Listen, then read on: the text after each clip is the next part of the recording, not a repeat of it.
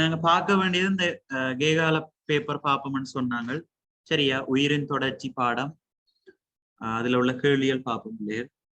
சரி, இதை ஏற்கனவே குரூப்ல போட்டிருக்கேன்னு செய்து பார்த்துருப்பீங்க. ஓகே, இதுல முதலாவது கேள்வியை பாருங்க. இனப்பெருக்கம் பற்றிய கூற்றுக்களை கருதுக. ஒன்று வந்து உயிருள்ளாங்கிகளின் இயல்பா. சரி, அது சரியான கூற்று. இனப்பெருக்கம்னு சொல்லி உயிராங்கிகள் காட்டுற சிறப்பியல்புகள் பார்த்திருப்போம் நாங்கள். இந்த வளர்ச்சியும் விருத்தியும், அதே மாதிரி போசனை, சுவாசம், மற்றது உறுத்துணர்ச்சி, இயல்பாக்கம், அதோட இனப்பெருக்கம்ன்றதும் வந்து கழிவற்றல். சரி, அந்த மாதிரியான இயல்புகள் பார்த்துனாங்க. அதே மாதிரி உயிருள்ளாங்கிகள் காட்டுற ஒரு சிறப்பியல்பாக இனப்பெருக்கம் அடங்குது. அப்ப அந்த கூற்று சரி. அடுத்தது பாத்தீங்கன்னு சொன்னா இது அங்கிகளின் தொடர்ச்சியான நிலவகைக்கு அவசியமாகும். சரி, அப்ப இனப்பெருக்கம்னு சொன்னாலே அங்கிகள்னு தொடர்ச்சியான நிலைப்பெறுகை உறுதிப்படுத்துற பொருட்டு நடக்கிற ஒரு செயற்பாடு. அப்ப அதுவும் சரி, இது அங்கிகளின் தொடர்ச்சியான நிலவகைக்கு அவசியம்னு சொல்றதும் சரியான கூற்று. அடுத்த சி கூற்றை பாருங்க. முதிர்ச்சி அடைந்த அங்கி ஒன்றில் உள்ள வித்திகள் மற்றும் பதிய பகுதிகள் மூலம் புதிய அங்கியை உருவாக்கும் செயல்முறை இலிங்க முறை இனப்பெருக்கம் எனப்படும். சரி, இது வந்து பிழையான கூற்று. அதாவது வித்திகள் மற்றது பதிய பகுதிகள் மூலமா நடக்கிறது. பதிய பகுதின்னு சொல்லிக்க இப்ப தண்டுகள் மூலமா இனம் பெறுகிறது, மற்றது வந்து வேர் மூலமா இனம் பெறுகிறது. சரியா, அத மாதிரி இலைகள் மூலமா இனம் பெறுகிறது. அதான் நாங்கள் பதிய பகுதின்னு சொல்றோம். சரி, அப்ப வித்திகள் மற்றது பதிய பகுதிகள் மூலம் இனம் பெறுகிற இனப்பெருக்க முறையை வந்து பதிய முறை இனப்பெருக்கம்னு சொல்லுவோம், அல்லது இலிங்க மில்முறை இனப்பெருக்கம்னு சொல்லுவோம். சரியா, இலிங்க மில்முறை இனப்பெருக்கம்னு சொல்லுவோம். இலிங்க மில்முறை இனப்பெருக்கம். அப்ப இதுல இலிங்க முறை இனப்பெருக்கம் என்று தந்தபடியே இது வந்து பிழையான கூற்று. இவற்றுள் சரியானவை ஏயும் பியும் சரியானதாக இருக்கு.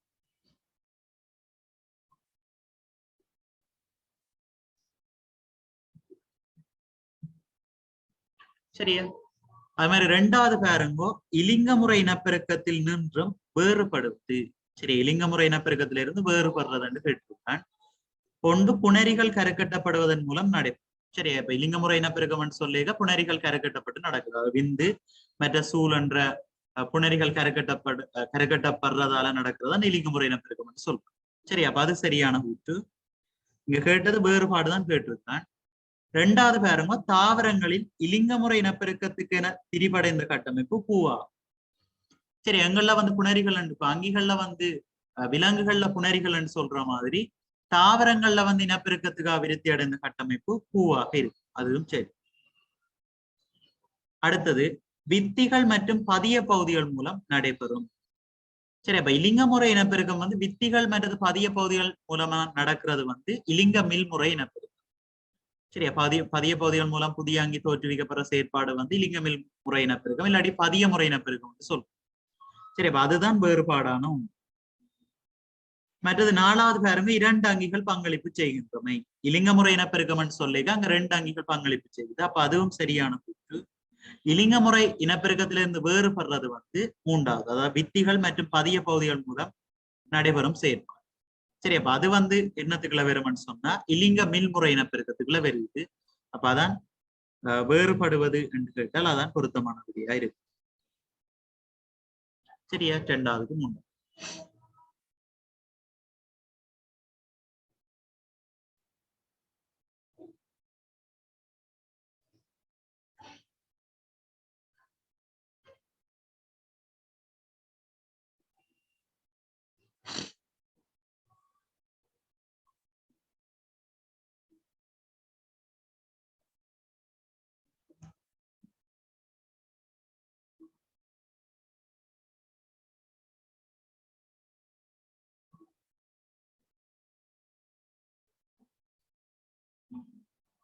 சரி, அது மாதிரி அடுத்தது பாருங்க, மூன்றாவது தாவரத்தின் நிலக்கீழ் பகுதிகளினால் இயற்கையாக புதிய தாவரங்களை தோற்றுவிப்பதற்கான உதாரணம்.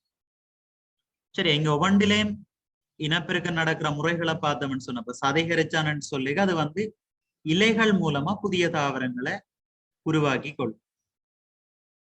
அது மாதிரி ஈரப்பலாண்டு பார்த்தோம்னு சொன்னா அது வந்து வேர் பகுதி மூலமா புதிய தாவரங்களை உருவாக்கும். மற்றது பெகோனியான்னு சொல்ற தாவரம் வந்து சதையரைச்சான் மாதிரி இலைகள் மூலமா புதிய தாவரங்களை உற்பத்தி செய்யும். மற்ற நீலோற்பலம் பாத்தீங்கன்னு சொன்னா இலைகள் மூலமா உற்பத்தி செய்யும். அப்ப இதுகள் வந்து எல்லாம் அங்குர பகுதிக்குரியது. இலைகள் என்று சொல்றது எல்லாம் அங்குர பகுதிக்கானது. இப்ப கேட்டது நிலக்கீழ் பகுதிகளினால் இயற்கையாக புதிய தாவரங்களை தோற்றுவிப்பதற்கான உதாரணம். சரி, அப்ப இதுல நிலக்கீழ் பகுதியா வாரது வந்து வேர். பொருத்தமான விட ஈரப்பல்.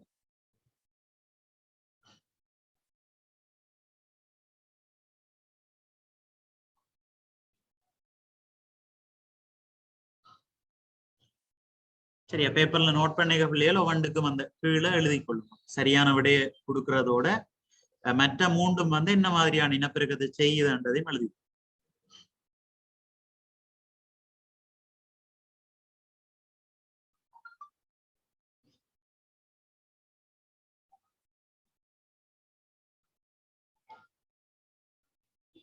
சரி, அது மாதிரி 4வது கேள்வி பாருங்க. இலை மூலம் புதிய தாவரங்களை தோற்றுவிப்பது. சரி, இதுலயும் நாங்கள் பார்த்தோம்னு சொன்னால் கறிவேப்பில வந்து வேர்கள் மூலம் புதிய தாவரங்களை தோற்று. சரி, அது மாதிரி வில்வ மரம் வந்து வேர்கள் மூலமா புதிய தாவரங்களை தோற்றுவிக்கும். பெகோனியான்றது வந்து இலைகள் மூலமா புதிய தாவரங்களை தோற்றுவிக்கும். சரி, மாதிரி கொய்யாவும் பாத்தீங்கன்னு சொன்னா அது வேர் மூலமா தான் புதிய தாவரங்கள் உருவாக்குது. இங்க கேட்டது இலை மூலம் புதிய தாவரங்களை தோற்றுவிப்பது. அப்ப பொருத்தமான விட 3. மிச்சம் எல்லாம் வேர் மூலமா தான் தோற்றுவிக்கும். கறிவேப்பிலை, வில்வ மரம், கொய்யா அதெல்லாம் வேர்கள் மூலமா புதிய தாவரங்களை தோற்று.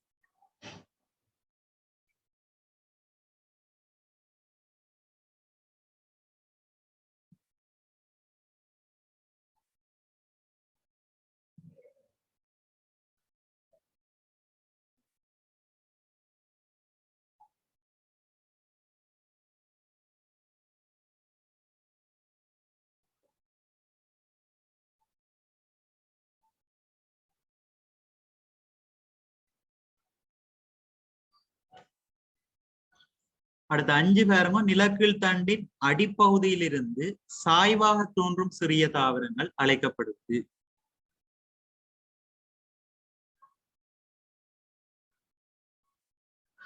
சரி, அதுல முதலாவது குமிழமன்று பார்த்தோம்னு சொன்னப்ப குமிழமன்றது வந்து பதிய அரும்பு அல்லது பூ அரும்பு திரிபடைஞ்சுருவாக்குற ஒரு இனப்பெருக்க கட்டமைப்பை தான் நாங்க குமிழம்னு சொல்லுவோம். சரியா, குமிழம் மூலம் இனப்பெருக்கம் செய்யறதுன்னு சொல்லிக்க அன்னாசி அதே மாதிரி ராசவள்ளி அதுகள் வந்து குமிழம் என்ற கட்டமைப்பு மூலமா இனப்பெருக்கத்தை மேற்கொள்ளும். மருத ஓடிகள் சொல்றது வந்து இந்த இடம் மாறி பிறந்த வேர்களால தரையோட தொடர்புற்றவாறு தரைக்கு சமாந்திரமாக தரையில படர்ந்து வளரக்கூடிய அந்த தாவரங்களை தான் நாங்க ஓடிகள்னு சொல்றோம். சரியா, வெள்ளாறு மற்றது ராவணன் மீச அந்த மாதிரியான தாவரங்கள் வந்து ஓடிகளுக்குள்ள வருது. சரி, அப்ப இடம் மாறி பிறந்த வேர்களால வாரதான் ஓடிகள். அது பொருத்தம் இல்லை. மற்றது குமிழன்னு சொல்றது வந்து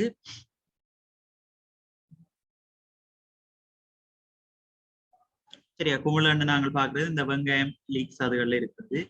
நிலக்கல் தண்டின் அடிப்பகுதியிலிருந்து சாய்வாக தோன்றும் சிறிய தாவரங்களை வந்து உறிஞ்சிகள் சொல்லுவோம். சரியா, நிலக்கல் தண்டின் அடிப்பகுதியிலிருந்து சாய்வாக தோன்றும் சிறிய தாவரங்களை உறிஞ்சிகள் சொல்லுவோம். உறிஞ்சி மூலமா இனப்பெருக்கம் செய்யற தாவரங்கள் என்று பார்த்தோம்னு சொன்னால் இந்த நெல், வாழை, அது மாதிரி கோரப்புல், அன்னாசி அதுகள் வந்து வரும். சரி, அப்ப கேட்டது நிலக்கல் தண்டின் அடிப்பகுதியிலிருந்து சாய்வாக தோன்றும் சிறிய தாவரங்கள் அழைக்கப்படுது. அது உறிஞ்சிகள் சொல்லுவோம்.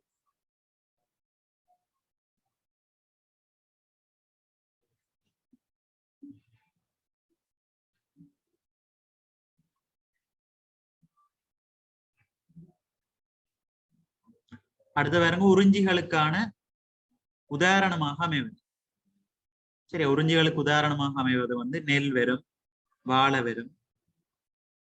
சரியா, மற்றது அன்னாசி, கிரிசாந்திமம், கோரப்புல் இதுகள் எல்லாமே வரும். சரியா, பொருத்தமான கூற்று ஜாவும் சரி.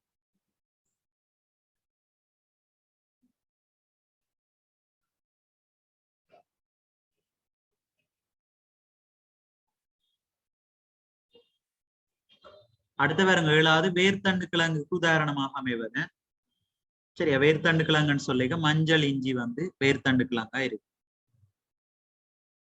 மற்ற சேம்பு, அலக்கேசியா அந்த தாவரங்களை பாத்தீங்கன்னு சொன்னா அதுகள் வந்து தண்டு கிழங்கு. சரியா, தண்டு கிழங்கா இருக்கும். அது மாதிரி வெங்காயம் லீக்ஸ் அதுகள் எடுத்தோம்னு சொன்னா தண்டு கும்பு.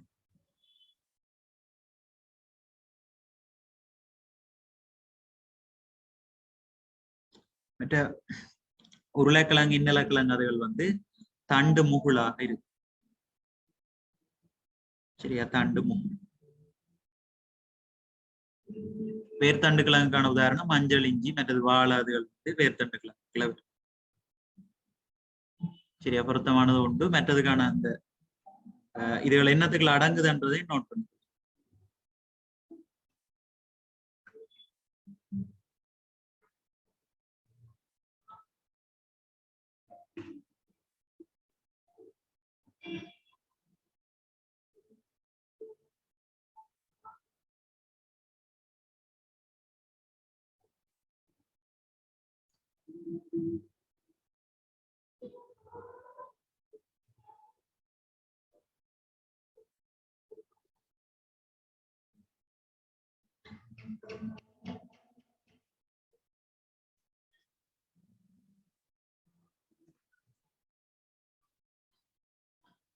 எட்டாவது பாருங்க பிள்ளைகள், வெட்டுத்தண்டுகளில் வேர் கொள்ள செய்தல் பற்றி கருதுக. முதலாவது, ஆரோக்கியமான தாவரத்திலிருந்து வெட்டுத்தண்டுகளை தெரிவு செய்யப்படுதல் வேண்டும். அது சரி, ஆரோக்கியமான தாவரத்திலிருந்து தான் நாங்க வெட்டுத்தண்டுகளை தெரிவு செய்வோம். அடுத்த பி பாருங்க, இளம் இலைகளுடன் கூடிய வெட்டுத்தண்டுகள் இதற்கு பொருத்தமானவை. சரி, அப்ப வெட்டுத்தண்டுகளை நாங்க தெரிவு செய்ய இந்த இளம் இலைகள், பூ, காய் எதுவும் இல்லாத தண்டுகளை தான் தெரிவு செய்வோம். வெட்டுத்தண்டுகள்ல இருந்து வேர் கொள்ள செய்யறதுக்கு இளம் இலை, பூக்கள், காய் அதுகள் எதுவும் இல்லாத ஒரு தண்டை தான் நாங்க தெரிவு செய்வோம். அப்ப இந்த கூற்று வந்து பிள்ளை. சரி, இது சரியான கூற்று தான் கேட்டிருக்கு. அப்ப ஏ மட்டும் சரி என்று.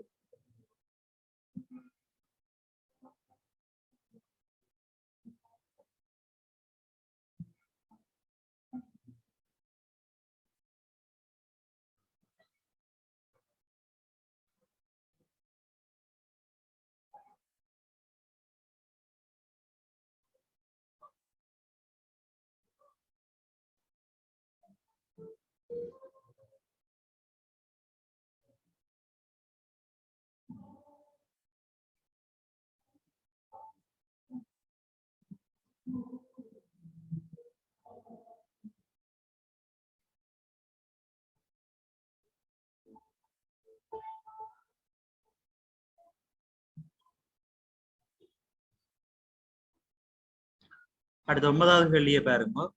தாய் தாவரத்துடன் தொடர்புற்ற நிலையில் உள்ள கிளை ஒன்றில் வேர்விடுதலை தூண்டும் முறை அழைக்கப்படுது. சரியா, தாய் தாவரத்துடன் தொடர்புற்ற நிலையில் உள்ள கிளை ஒன்றில் வேர்விடுதலை தூண்டும் முறை அழைக்கப்படுது.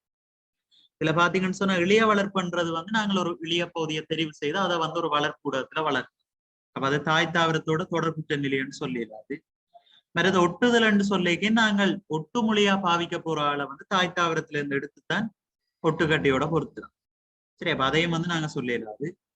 பதிவைத்தெல்லாம் தாய் தாவரத்தோட தொடர்புற்ற நிலையில வந்து கிளை ஒன்றுல வேறுபடுதலை தூண்டுற செயற்பாடு. சரியா, பதிவைத்தல தான் நாங்க சொல்லுவோம். அதே மாதிரி வெட்டு தண்டுகள்ல இருந்து வேர் கொள்ள செய்யறதும் அப்படித்தான். நாங்க ஒரு தண்டை பெற்று அதை வந்து இளம் இலகாய் அதுகள் ஒன்றும் இல்லாத தண்டை தெரிவு செய்து அதை வந்து குறிமா நட்டு தான் என்ன புதிய தாவரங்களை உற்பத்தி செய்யணும். சரி, அப்ப அதுவும் பொருத்தம் இல்லை. தாய் தாவரத்துடன் தொடர்புற்ற நிலையில் உள்ள கிளை ஒன்றில் வேறுவிடுதலை தோன்ற முறைன்னு சொல்லிட்டு அது வந்து பதிவைத்து.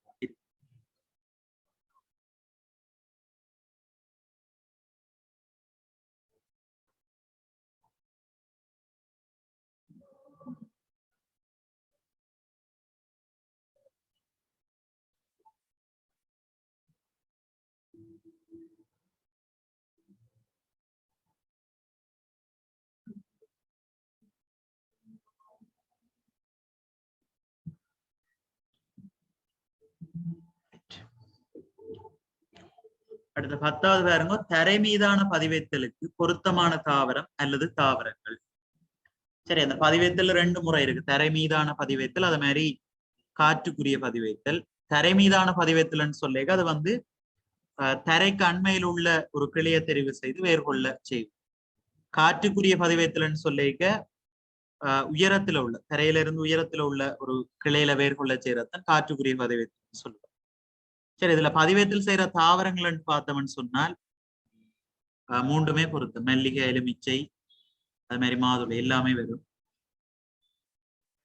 சரியா, பொருத்தம் வந்து ஜாவும் சரி.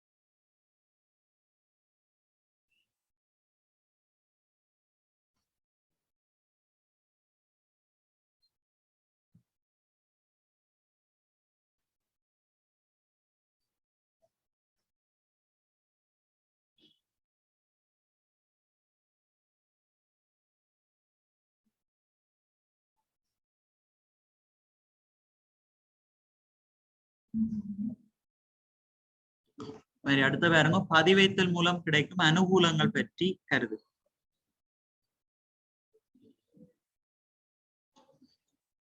முதலாவது, வித்துக்களை தோற்றுவிக்காத விரியமான தாவரங்களை பெருக்கி. இது விரியமான வராது. வித்துக்களை தோற்றுவிக்காத வளமான தாவரங்களை பெருக்கிக் கொள்ள முடியும். சரியா, வித்துக்களை தோற்றுவிக்காத வளமான தாவரங்களை பெருக்கிக் கொள்ள முடிதல், அது சரி. பதிவேத்தல்ல வந்து வித்துக்களை தோற்றுவிக்காத வளமான தாவரங்கள் உற்பத்தி செய்யறதுக்கு பயன்படுத்தும். அடுத்த, சிறிய இடத்தில் ஆரோக்கியமுள்ள பொருத்தமான தாவரங்களை பெருக்கிக் கொள்ள முடியும். சரி, அப்ப சிறிய இடம்னு சொல்றது அது பொருத்தம் இல்லை. அடுத்த, ஒரே தடவையில் பெருமளவு எண்ணிக்கையான செய்தாவரங்களை உருவாக்கி கொள்ள முடியும். சரி, அது வேறும். பதிவேத்தல்னு சொல்லி ஒரே தடவையில பெருமளவான எண்ணிக்கையான செய்தாவரங்களை உருவாக்கி கொள்ள முடிதல் பொருத்தம். சரி, அப்ப பதிவேத்தல் மூலம் கிடைக்கும் அனுகூலங்கள்ல வந்து ஏயும் சி.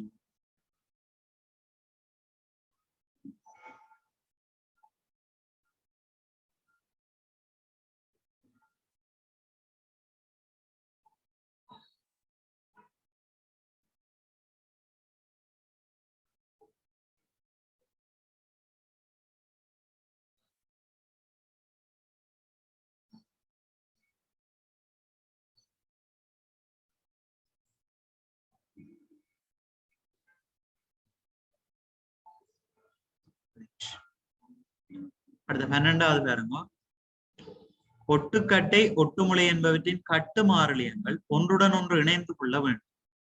சரி, அந்த ஒட்டுதல் பற்றின கூற்றுகள் தான் நீங்க தரப்பட்டது. 12வது கேள்வியில ஒட்டுதல் தொடர்பான கூற்றுகள் தரப்பட்டது. ஒட்டுக்கட்டை, ஒட்டுமுளை என்பவற்றின் கட்டு மாறிலியங்கள் ஒன்றுடன் ஒன்று இணைந்து கொள்ள வேண்டும். அது சரி, ஒட்டுதல் தொடர்பான சரியான கூற்று. அடுத்த பி பாருங்க, எவ்வாறான தாவர தண்டுகளிலும் ஒட்டுதலை மேற்கொள்ள முடிதல். சரியா, எவ்வாறான என்று வந்திருக்கிறபடியே இந்த கூற்றுக்குள்ள, அதாவது இருவித்திலை தாவர தண்டுகள்ல மாத்திரம்தான் நாங்கள் ஒட்டுதலை செய்யலாம். சரி, அதுல மாத்திரம்தான் கட்டு மாறிலியங்கள் இருக்கும். அப்ப இருவித்திலை தாவர தண்டுகள்ல மாத்திரம்தான் ஒட்டுதலை செய்யலாம். எவ்வாறான என்று வந்திருக்கிறபடியே இந்த கூற்று வந்து பிள்ளை. அடுத்த, ஒட்டுமுளை விரும்பக்கூடிய இயல்புகளை கொண்ட பேதங்களாக இருத்தல் வேண்டும். சரி, நாங்க ஒரு ஒட்டுக்கட்டையில ஒரு தாவரத்தின் அங்குர பகுதியை ஒட்ட போறோம்னு சொன்னா, ஒட்டுமுளை எடுக்க போறோம்னு சொன்னா எங்களுக்கு விரும்பின இயல்பு உள்ள தாவரங்களை தான் தெரிந்தெடுக்க வேண்டும். அப்ப அது சரி, ஒட்டுமுளை விரும்பக்கூடிய இயல்புகளை கொண்ட பேதங்களாக இருக்கு. சரி, அது சரி. இதுக்கு சரியான கூட்டு பாத்தீங்கன்னு சொன்னா ஏயும் சி.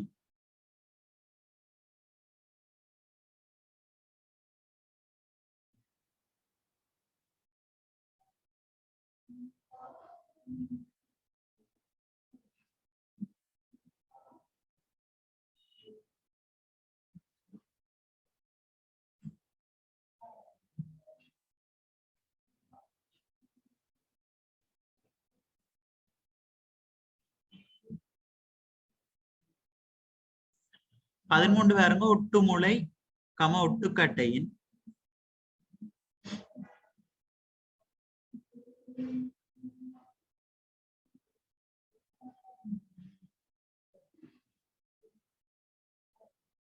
சரி, ஒட்டுமுளை ஒட்டுக்கட்டையின் முளைகள் வெட்டப்படும் வடிவத்திற்கேற்ப ஒட்டு பெயரிடப்படுவது. சரி, அதுக்கேற்ப நாங்க பேரிடுறது வந்து ஒன்று ஆப்பொட்டுன்னு சொல்லுவோம், அடுத்தது வந்து கிளை ஒட்டுதல்னு சொல்லுவோம். சரி, அப்ப இதுல ஆப்பொட்டு தான் பொருத்தமான விடையா வரும். மற்ற இந்த ஒட்டுகள், இந்த டி ஒட்டு, எச் ஒட்டு, வி ஒட்டுன்னு சொல்றதெல்லாம் நரம்பொட்டுகள். அதாவது இந்த ஒட்டுக்கட்டையின் தண்டின மர உரி வெட்டப்படுற வடிவங்களுக்கு தான் நாங்க டி ஒட்டு, எச் ஒட்டு, வி ஒட்டுன்னு சொல்லி பெயர். முளைகள் வெட்டப்படுற வடிவத்துக்கு ஏற்ப பெயரிடுறது வந்து ஆப்பொட்டு அல்லது கிளியொட்டுன்னு சொல்லுவோம். சரி, அப்ப பொருத்தமான விட உண்டு. மர உரி வெட்டப்படுறதன் நரம்பொட்டுதல் தான் நாங்கள் டி ஒட்டு, எச் ஒட்டு மற்ற வி ஒட்டுன்றதுல பார்ப்போம்.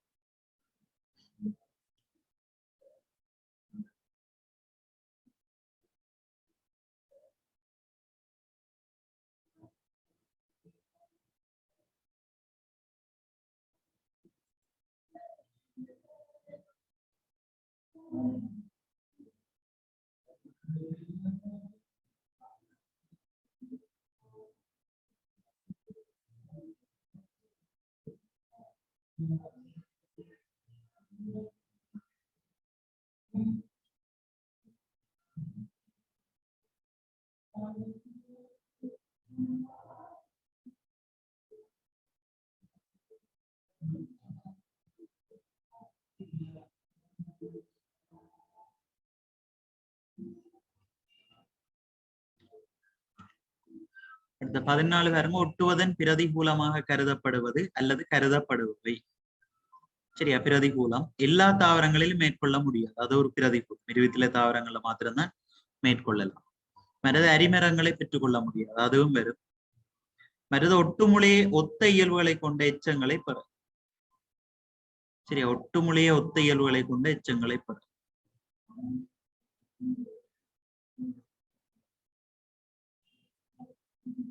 சரி, இது வந்து ஒரு அனுகூலமா தான் இருக்குது. சரி, பிரதிகூலம்னு சொல்லி இந்த ரெண்டும் பொருத்தம். மூன்றாவது வந்து ஒட்டுமொழியை ஒத்த இயல்புகளை கொண்ட எச்சங்களை பெறலன்னு சொல்லி இப்ப எங்களுக்கு விரும்பின ஒரு இயல்புகள் கொண்ட பேதங்களை தான் நாங்க ஒட்டுமொழியா தெரிவு செய்ய போறோம். சரி, அப்ப ஒத்த இயல்புகளை கொண்ட எச்சங்களை பெறல் வந்து ஒரு அனுகூலமா தான் அமையும், அது பொருத்தம் இல்லை. மற்றபடி இந்த ரெண்டுமே பிரதிகூலம். எல்லா தாவரங்களையும் மேற்கொள்ள முடியாதுன்றது ஒரு பிரதிகூலம். அடுத்த அரிமரங்களை பெற்றுக்கொள்ள முடியாத பிரதிகூலமா இருக்கு. சரியா, முதல் ரெண்டும் சரி பிரதிகூலம்ன்றதுக்குள்ள வரும்.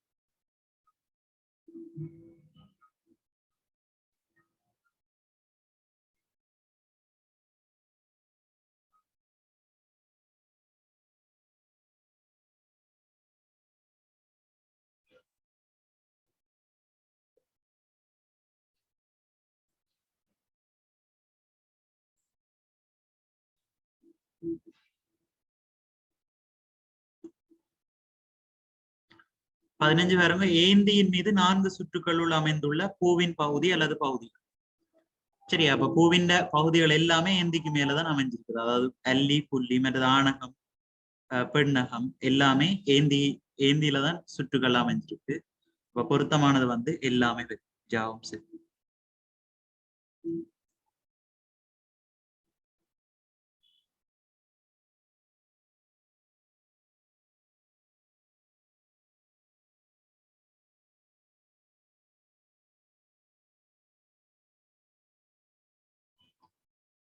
பதினாறாவது, பூவின் புள்ளி பற்றிய கூற்றுகளுள் வேறுபடுவது. ஒன்று பூவின் வெளிப்புறமாக காணப்படும். சரியா, புள்ளியன்னு சொல்லிக்க வெளிப்புறமாக இருக்கும், அது சரி. பொதுவாக பச்சை நிறமாக, புள்ளி பெரும்பாலும் பச்சை நிறமாக தான் இருக்கும். அடுத்த, பூக்களை கவருவதற்கு இன்றியமையும்.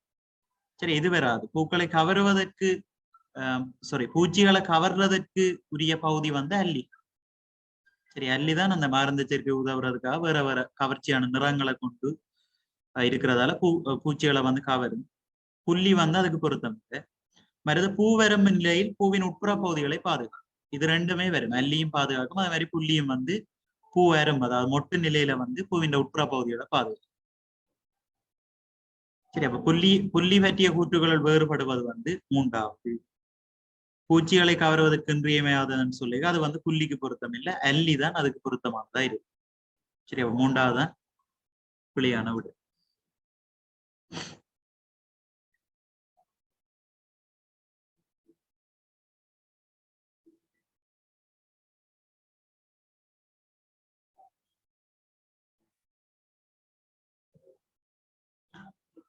அடுத்து பாருங்க 17வது. ஆணகம் அல்லது கேசரம் பற்றிய கூற்றுகளுள் சரியானது அல்லது சரியானவை. சரி, ஆணகத்தை தான் நாங்கள் கேசரம்னு சொல்லுவோம். ஆணகம் பாத்தீங்கன்னு சொன்னா 2 பகுதியை கொண்டிருக்கும், மகரந்த கூட்டையும் இளையையும் கொண்டிருக்கும், அது சரி. அது மாதிரி பெண்ணம் அல்லது ஜோனின்னு சொல்லிக்க குறி, தம்பம், சூலம் மூட்டையும் கொண்டிருக்கும். அடுத்த தாவரத்தில் ஆண் இனப்பெருக்க கலம் மகரந்த மணியம், அதுவும் சரி. சரி, ஆண் இனப்பெருக்க கலம் மகரந்த மணியன்னு சொல்றோம், பெண் இனப்பெருக்க கலத்தை வந்து சூலகம்னு சொல்லுவோம்.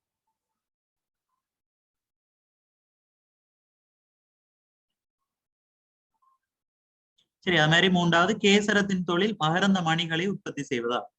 ஆணகம்னு சொல்லுங்க, அதுல வந்து அவற்றை தொழில் மகரந்த மணிகளை உற்பத்தி செய்யுது, அதுவும் பொருத்தம். அப்ப இதுல கேசரம் பற்றிய கூற்றுகளுள் சரியானதுன்னு சொல்லிக்க எல்லாமே வரும்.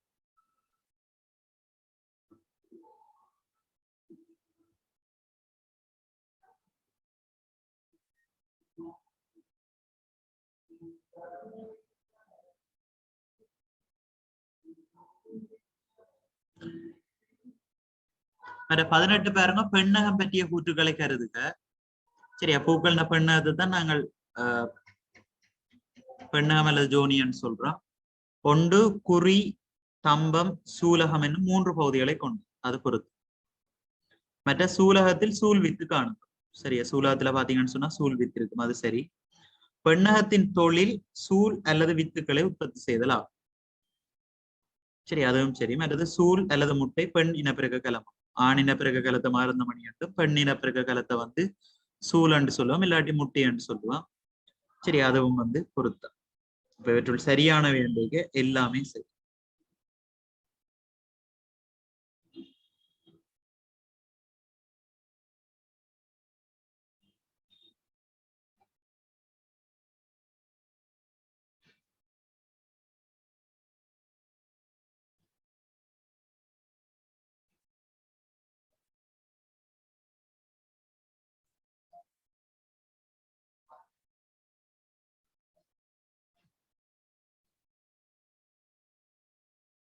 பத்தொன்பது பாருங்க பிள்ளைகள், ஈரில்ல தாவரங்கள் பற்றி கருதுக. சரியா, ஈரில்ல தாவரங்கள். முதலாவது ஆண் பூ பெண் பூ இரண்டும் வெவ்வேறு தாவரங்களில் காணப்படும். சரி, அது சரி. ஆண் பூ பெண் பூ ரெண்டும் வேற வேற தாவரங்கள் இருந்துன்னு சொன்னா அதுதான் நாங்க ஈரில்ல தாவரங்கள் சொல்லுவோம், அது சரி. ஆண் பூ பெண் பூ ஆகியவை ஒரே தாவரத்தில் காணப்படும். சரி,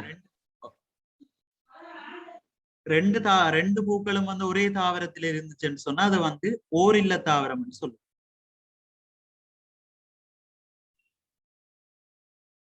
சரியா, ஓரில்ல தாவரம். மற்றது பப்பாசி, பனை, வலிசினேரியா ஆகியன ஈரில்ல தாவரங்களா, அது சரி. இவற்றுள் சரியானவை ஏயும் சி.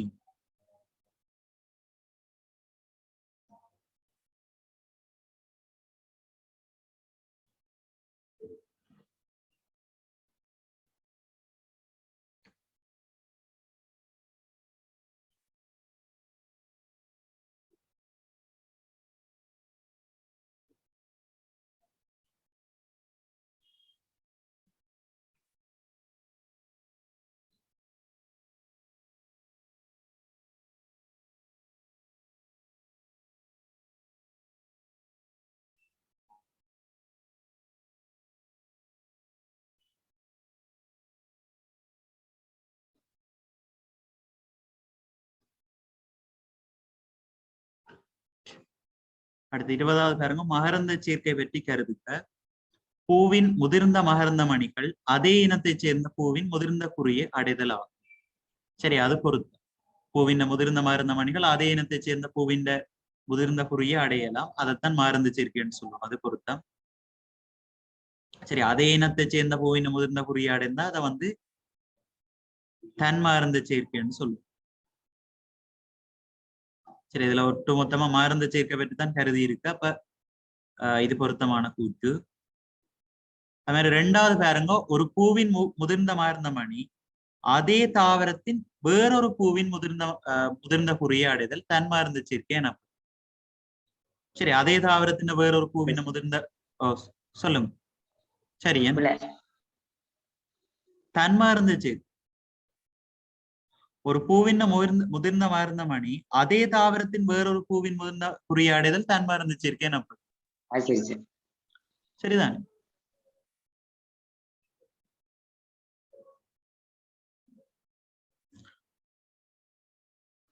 ஒரு முதிர்ந்த மருந்த மணி அதே தாவரத்தின் வேறொரு பூவின் முதிர்ந்த குறியை அடையும்.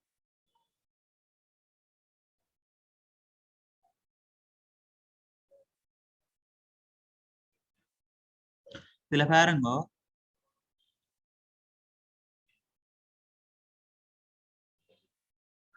பூவின் முதிர்ந்த மருந்த மணிகள் அதே இனத்தை சேர்ந்த பூவின் முதிர்ந்த குறியாடுதல் வந்து நாங்கள் மகரந்த சேர்க்கைன்னு சொல்றோம்.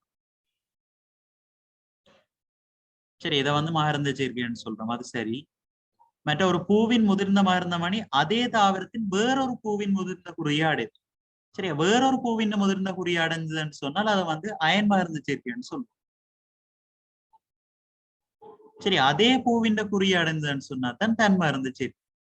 ஒரு பூவின் மருந்த மணி வந்து அதே பூவின் குறிய அடைகிறது தான் நாங்கள் தன் மருந்து சேர்க்கைன்னு சொல்றோம். அதே தாவரத்தின் வேறொரு பூவின் முதிர்ந்த குறிய அடைஞ்சாலும் அது வந்து அயன் மருந்து சேர்க்கைன்னு தான் சொல்லப்படும். சரி, அப்ப இது தவறு. தன் மருந்து சேர்க்கைன்னு தவறு. சரி, அது மாதிரி அடுத்த சி வந்து ஒரு பூவின் முதிர்ந்த மருந்த மணி அதே இனத்தை சேர்ந்த வேறொரு தாவரத்தின் பூவின் முதிர்ந்த குறியாடுதல் அயன் மருந்து சேர்க்கை ஆகும். சரி, அதுவும் பொருத்தம். ஒன்றில் அதே தாவரத்தில் இருக்கிற வேறு ஒரு பூவின் குறியாடியலாம், இல்லாட்டி அதே இனத்தை சார்ந்த தாவரத்தின் வேறு ஒரு பூவின் குறிய வந்து அடையலாம். சரி, ஒரு தாவரத்திலேயே நடக்கலாம், இல்லாட்டி அதே இனத்தை சேர்ந்த வேறொரு தாவரத்தின் குறியை போய் அடைகிறத அயன் மருந்து சேர்க்கைன்னு தான் சொல்லுவோம். சரி, அப்ப அதுவும் அது வந்து சரி. சரி, அப்ப சரியான கூற்றுகள் தான் கேட்டது ஏஎம் சியும் பொறுத்து.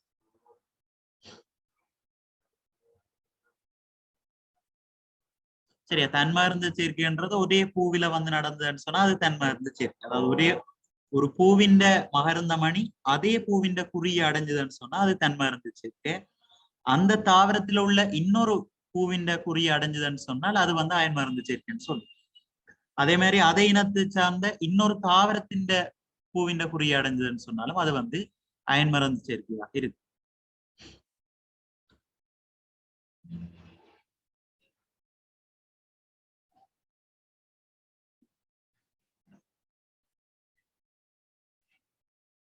சரி, மாதிரி 21 பாருங்க, பூக்களை மருந்து சேர்க்கைக்கு பங்களிப்பு செய்யும் பிரதான காரணிகள் பற்றி கருத்து.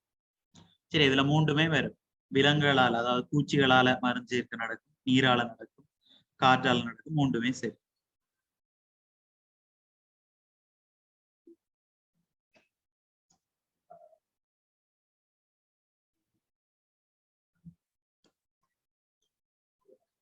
அடுத்த பாருங்க, பூச்சி நாட்ட பூக்கள் கொண்டுள்ள இசைவாக்கங்களில் வேறுபடுவது.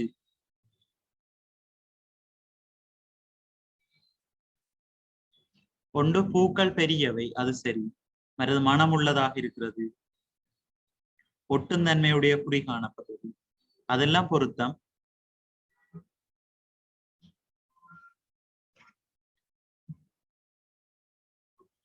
சரியா, பூந்துணராக காணப்படுறது வந்து காற்றால மருந்து சேர்க்கை நடக்கிற தாவரங்கள்ல காண்ற ஒரு இசைவாக்கம். சரி, மற்றதெல்லாம் பெரிய பூக்களா இருக்கிறது, மனம் உள்ளதா இருக்கிறது, ஒட்டும் தன்மையுடைய குறிகளை கொண்டிருக்கிறது எல்லாம் பூச்சிகள் மூலமா மருந்து சேர்க்கை நடக்கிறதுல காற்று இசைவு. சரியா, பூந்துணர்ன்னு சொல்றது வந்து காற்றால மருந்து சேர்க்கை அடைகிற தாவரங்கள்ல இருக்கு. சரி, அப்ப வேறுபடுவதுன்னு கேட்டால்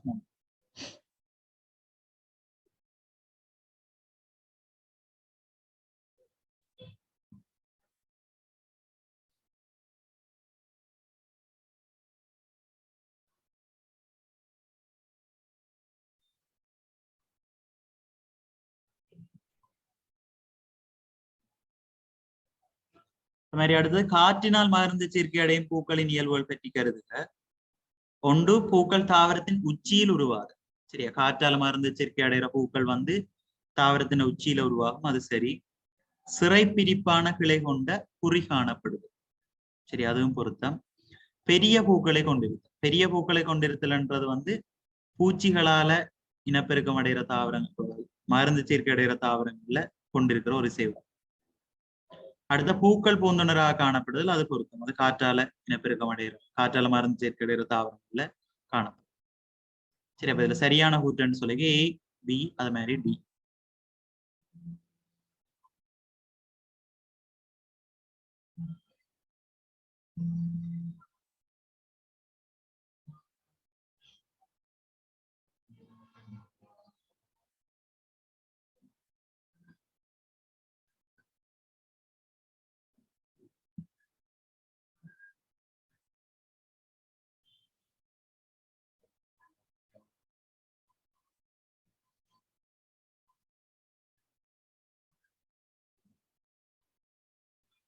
அடுத்து அங்க 24 பாருங்க.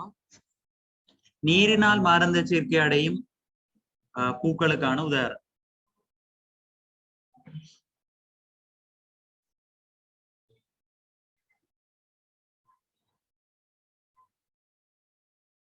சரி, இதுல பாத்தீங்கன்னு சொன்னால் நெல் வந்து காற்றால மருந்து சேர்க்கை அடையும்.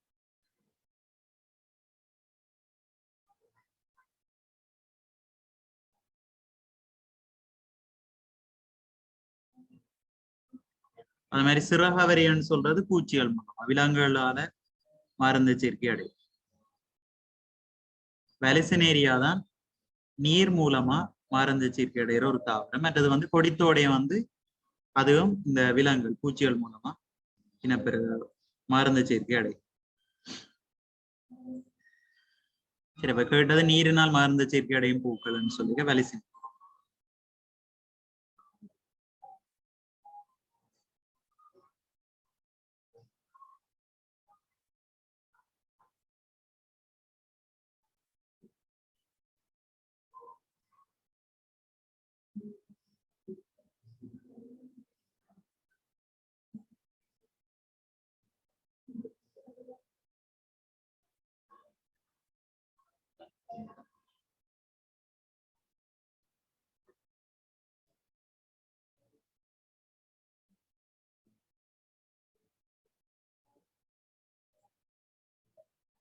அடுத்து பாருங்க, கருக்கட்டல் பற்றிய கூற்றுக்களை கருதுக. மகரந்த மணியில் காணப்படும் ஆண் புணரி சூழ்வித்தில் காணப்படும் முட்டை கலத்துடன் இணைதல் கருக்கட்டல் எனப்படும். அது சரி, மகரந்த மணியில் காணப்படும் ஆண் புணரி சூழ்வித்தில் காணப்படும் முட்டை அல்லது சூழ்கலத்தோட இணையற செயற்பாடுதான் நாங்க கருக்கட்டல்னு சொல்றோம். அது சரி. கருக்கட்டலின் போது நுகம் உருவாவதுடன் பின் அது முளியமாக விருத்தியடையும். அதுவும் சரி, கருக்கட்டல முதல் நுகம் உருவாகும், அது பிறகு முளியமாக விருத்தியடையும். சரி, இப்ப ரெண்டும் சரியான கூற்று.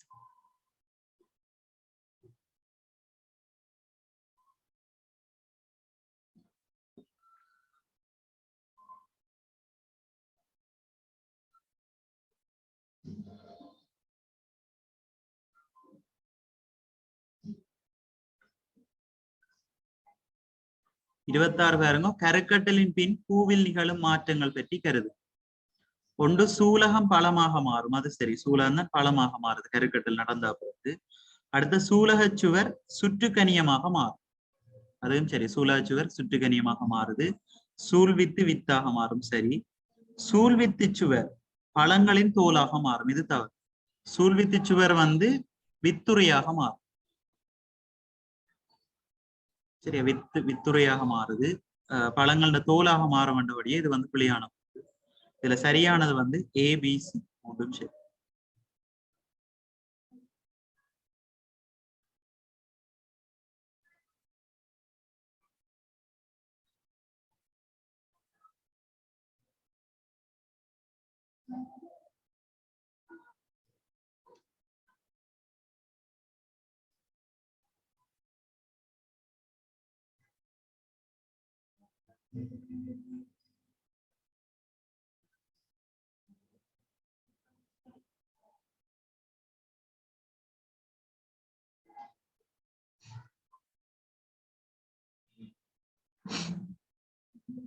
அடுத்து பாருங்க 27. விலங்குகளினால் பழங்களும் வித்துகளும் பரம்பல் அடைவதற்கு பழங்களும் வித்துகளும் கொண்டுள்ள இசைவார். கொண்டு உணவாக எடுக்கக்கூடிய சதை பெற்றுள்ள பகுதிகள் காணப்படும். அது வெறும் சரி. உதாரணமா மா, பப்பாசி அதுல சொல்லுங்க. விலங்குகளால பரம்பல் அடையும். மற்றது கவர்ச்சியான நிறங்களை கொண்டிருக்கும். சரியா, வாழை மரம் அதுவும் வரும். மற்ற ஒட்டும் தன்மையுடையதாகவும் கொழுக்கிகள் முட்கள் போன்ற அமைப்புகளையும் கொண்டிருக்கும். அதுவும் வரும். விலங்குகள் உடலோடு ஒட்டி அது மாதிரி கொழுக்கி முட்கள் போன்ற அமைப்புகள் மூலமா ஒட்டி மருந்து பரம்பல் அடைகிறது. அதுவும் வரும். மற்ற போலி தோற்றத்தை கொண்டிருக்கும். அது சரி, எல்லாமே வரும். போலி தோற்றம்னு சொல்லிக்க அது போலி தோற்றம் இப்ப விலங்குகளை ஏமாற்றக்கூடிய மாதிரியான வடிவம். சரி, ஆமணக்கு மற்ற அந்த குன்றிமண்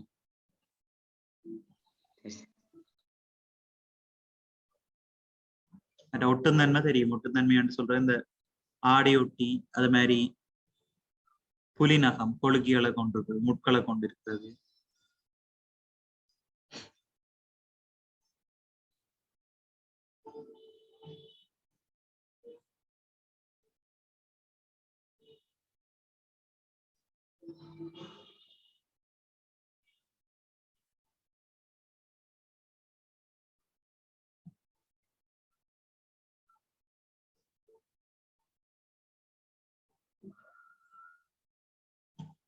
சரி, கையோட அந்த நோட் பண்ணிக்கொள்ளுங்க பிள்ளைகள்.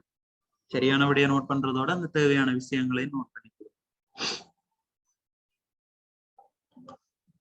அடுத்த 28 பாருங்க. நீரின் மூலம் பரம்பலடையும் பழங்களும் வித்துக்களும் மிதப்பதற்கு உதவியாக மென்மையான நேர்த்தன்மையான சுற்றுக்கனியங்களை கொண்டிருப்பவை. சரி, நீரால பரம்பலடைகின்ற பழங்களும் வித்துக்களும் மிதப்பதற்கு உதவியாக மென்மையான நேர்த்தன்மையான சுற்றுக்கனியங்களை கொண்டிருப்பவை. சரி, இதுல எல்லாமே வரும். தேங்காய், கத்தாப்பூ, தாமரை வரும், கடல் மாங்காய், அது மாதிரி சமுத்திரக்காய் எல்லாமே வரும். ஜாவும் சரி.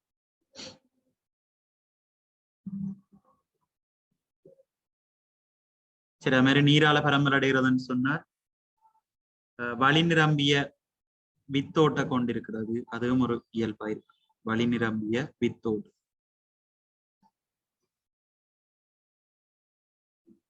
சரி, அதுக்கு நீரள்ளி வரும்.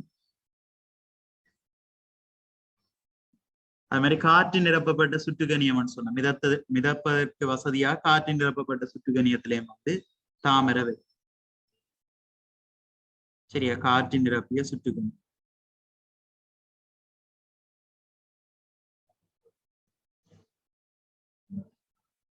காற்று நிரப்பிய சுற்றுகனியத்துக்கு தாமரை வரும். அது மாதிரி இங்கேயும் மென்மையான நேர்த்தன்மையான சுற்றுகனியம்னு சொன்னாலும்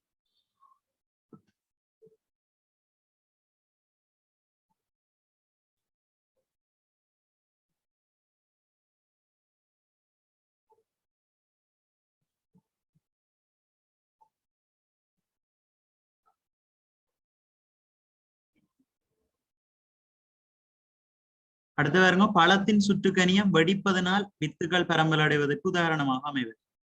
சரியா, வெடித்தற் பொறிமுறை மூலமா வித்துகள் பரம்பல் அடைகின்ற தாவரத்துக்கு உதாரணம். சரியா, வெண்டி, போஞ்சி, மற்றது காசி தும்பரப்பர் எல்லாமே பொருத்தும். கனகாம்பரம் எல்லாமே.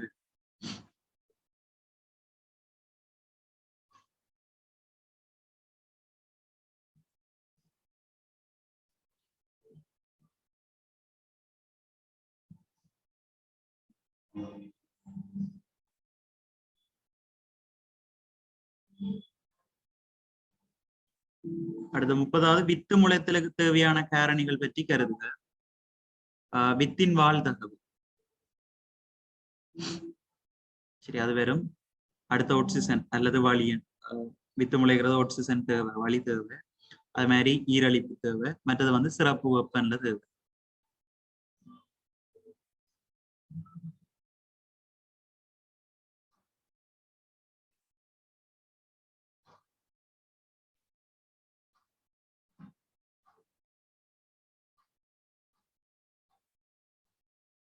சரி, மற்றது சூரிய ஒளி, மண் இதுகளும் தேவை. முளைத்தலுக்கு. அப்ப எல்லாமே பொருத்தம்.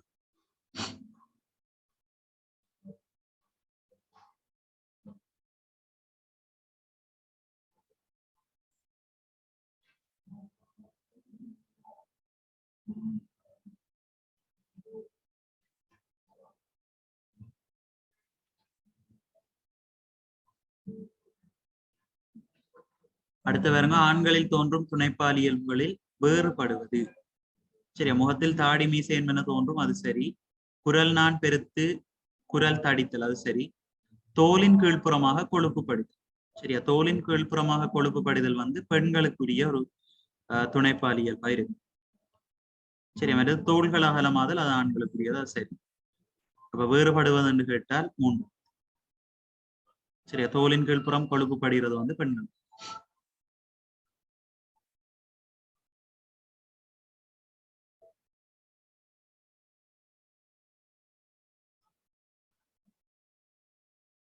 மாதிரி அடுத்தது ஆண்களின் துணைப்பாலியல்களுக்கு காரணமான ஹோமோன். ஆண்களின் துணைப்பாலியல்களுக்கு காரணமான ஹோமோன் வந்து டெஸ்டெஸ்டெரோன் சொல்றோம். சரி, அது மாதிரி இந்த ஈஸ்ட்ரஜன் ப்ரொஜெஸ்ட்ரோன் வந்து பெண்களின் துணைப்பாலியல்களுக்கு காரணமான ஹோமோனா இருக்கு.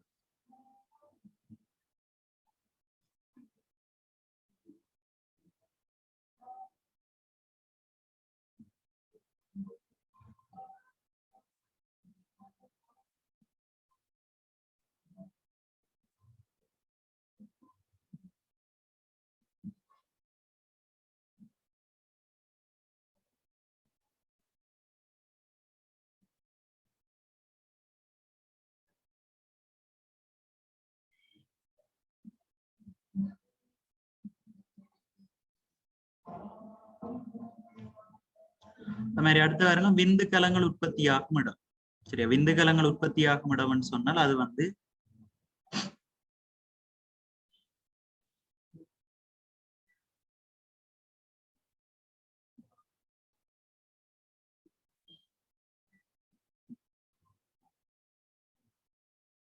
சரியா விதையில உள்ள சுக்கில சிறுகுழாய்கள்ல உற்பத்தியாகும்.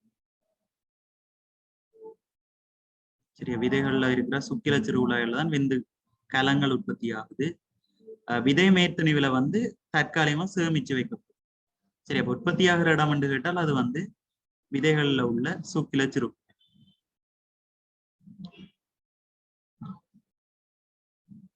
இரண்டாவது, விந்துகள் தற்காலிகமா சேமிக்கப்படுகின்ற இடம் தான் இது விதை மேற்று.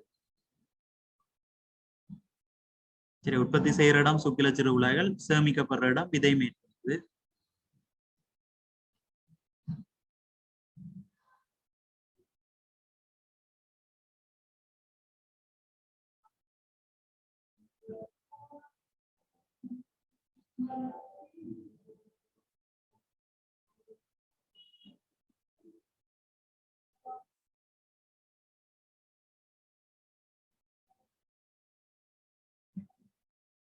அடுத்து வருங்க விந்துகள் ஆண்கள் இனப்பெருக்க தொகுதியுடன் தொடர்புடைய சுரப்பு.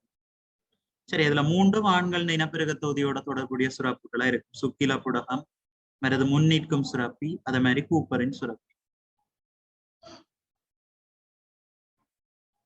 சரி, இதால உற்பத்தி செய்யப்படுறதன் வெண்ணிறமான அந்த சுரப்புகளும் மற்றது சுக்கிலமும் சேர்ந்துதான் விந்துகள் அசைறதுக்கான ஒரு ஊடகத்தை வந்து வழங்கும். அதோட அந்த விந்துக்கு சுக்கிலம் தான் அந்த விந்துக்கு வந்து போசனையை கொடுக்கும். சரி, அப்ப அசைறதுக்கு இடம் அளிக்கிறதும் அதே மாதிரி போசனையை ஏற்படுத்துறதும் இந்த 3 சுரப்பிகளாலே உற்பத்தி செய்யப்படுற சுரப்புகள். சரிப்பா, ஜாவும் சரி.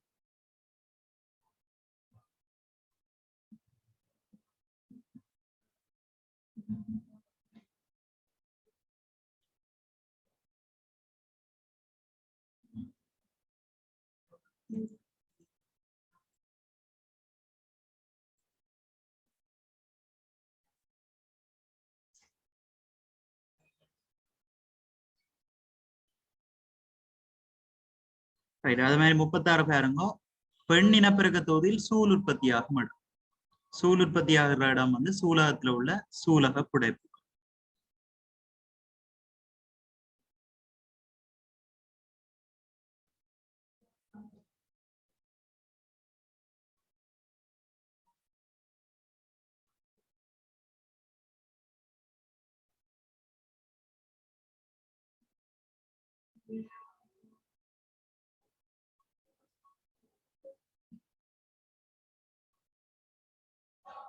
அடுத்து வருங்க 37 பலோப்பியன் குழாய் பற்றிய கூற்றுக்களை கருதுக. சூலகத்திலிருந்து விடுவிக்கப்படும் சூழ்கள் மெல்லிய நீண்ட தசைப்பற்றான இக்குழாயினுள் செல்கின்றன. சரியா? பலோப்பியன் குழாயில தான் சூழ் வந்து விடுவிக்கப்படுது. அதாவது சூலகத்திலிருந்து உற்பத்தி செய்யப்படுற இந்த சூழ்கள் வந்து பலோப்பியன் குழாய்க்குள்ள விடுவிக்கப்படுது. அது சரி. அடுத்த சூலகத்திற்கு அண்மித்த முனை புனல் வடிவமாக காணப்படுவதோடு விரல் போன்ற வெளிநீட்டங்களையும் கொண்டுள்ளது. அது சரி. சூலகத்துல வந்து பாத்தீங்கன்னு சொன்னா அந்த அண்மித்த முனை வந்து புனல் போன்ற வடிவத்தோடையும் விரல் போன்ற வெளிநீட்டங்களையும் கொண்டிருக்கும். இதுதான் அந்த சூளை வந்து அசைய பண்றதுக்கு உதவுது. சரி, அப்ப அதுவும் சரி. இவை விந்தை பலோப்பியன் குழாயினுள் செலுத்துவதில் பங்களிப்பு செய்கின்றன.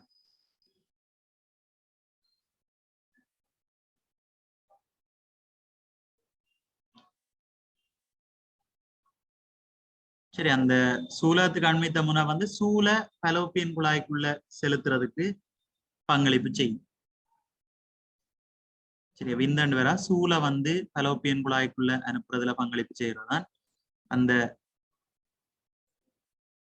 முளைகளா இருக்கும். அந்த முளைகள்ன்ற தொழில், அந்த சூலத்துக்கு அண்மித்த அந்த முனைகள்ல வந்து அவற்ற தொழில் வந்து அந்த சூலத்தால் உற்பத்தி செய்யப்படுற சூளை வந்து பலோப்பியன் குழாய்க்குள்ள கொண்டு போய் சேர்க்கிற வேலையை செய்வோம். சரி, அப்ப பொருத்தமான கூற்று வந்து ஏயும் பி.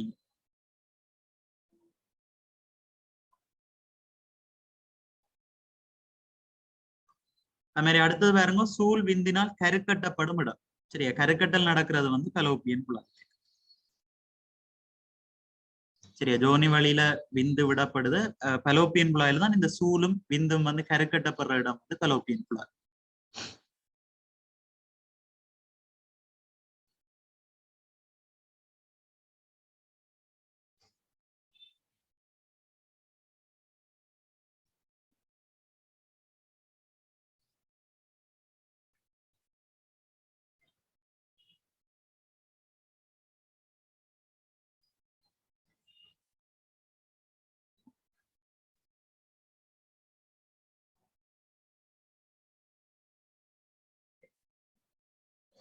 அடுத்தது பாருங்க, வைரஸினால் ஏற்படுத்தப்படும் பாலியல் ரீதியான நோய்.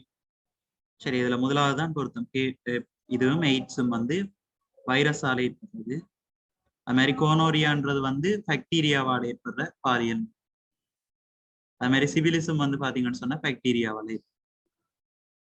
சரி, இப்ப வைரஸால் ஏற்படுத்தப்படுகின்ற நோய்கள்னு சொன்னால் இந்த ரெண்டு.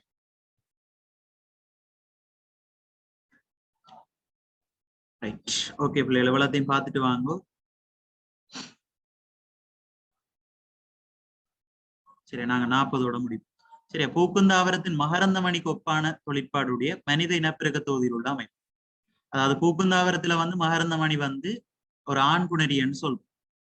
சரி, அப்ப அதுக்கு ஒப்பான தொழிற்பாடுடைய மனித இனப்பெருக்க தொகுதியில் உள்ள அமைப்பு வந்து விந்தாக்கமாக இருக்கு. சரி, அங்க ஆண் புணரியன்றது வந்து மகரந்தமணி, மனிதன்ல வந்து ஆண் புணரியன்னு சொல்லி விந்த வந்து நாங்க சொல்றோம். அப்ப விந்தாக்கம் தான் மகரந்தமணிக்கு ஒப்பான தொழிற்பாடுடைய மனித இனப்பெருக்க தொகுதியில் உள்ள அமைப்பாக இருக்கு. சரி, அது மாதிரி பூக்குந்தாவரங்கள்ல வந்து பெண்ணின பெருக்க தொகுதியில உள்ளது, அதாவது பெண்ணகத்துல உள்ளதை வந்து சூழ் இல்லாட்டி முட்டின்னு சொல்றோம். அதே மாதிரி இங்கேயும் வந்து மனித இன பெருக்க தொகுதியிலையும் வந்து நாங்க சூழண்டு தான் சொல்றோம்.